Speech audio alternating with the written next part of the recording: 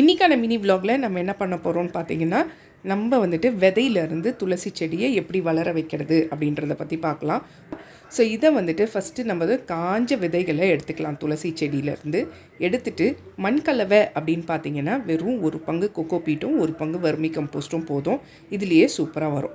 இப்போ மண்ணை நல்லா ஈரம் பண்ணிவிட்டு அதுக்கு மேலே இந்த காஞ்ச விதைகளை போட்டு விட்டுருங்க. கூடவே மேலே கொஞ்சம் மண் போட்டு மூடி விட்டுருங்க. ஸோ தண்ணி வந்துட்டு ஸ்ப்ரே பண்ணி விட்டுருங்க. டெய்லி ஸ்ப்ரே பண்ணி விடுங்க. ஈரப்பதம் இருந்துக்கிட்டே இருக்கணும். 10 நாளுக்கு அப்புறம் இந்த மாதிரி நல்லா முளைச்சி வர ஆரம்பிச்சிடும். இந்த மாதிரி தண்ணி ஈரப்பதம் இருந்துக்கிட்டே இருக்கணும். இது 20 நாளைக்கான அப்டேட் எப்படி இருக்குது பாருங்கள். இந்த மாதிரி தான் ஃபுல்லாக முளைச்சி வந்துடும். அதுக்கப்புறம் இது இன்னும் நல்லா ஹைட் ஆகணும். ஒரு மாதம் விட்டுருங்க. அதுக்குள்ளே ஒரு மீடியம் ஹைட்டு வந்தோடனே நல்லா வெயில்லையே வச்சு விடுங்க. துளசி செடிக்கு ஃபுல் வெயில் வேணும். தண்ணி இருந்துக்கிட்டே இருக்கணும். அப்போ துளசி நல்லா வளரும். வளர்ந்த துளசி செடிக்கு என்னென்ன ஃபர்டிலைசர்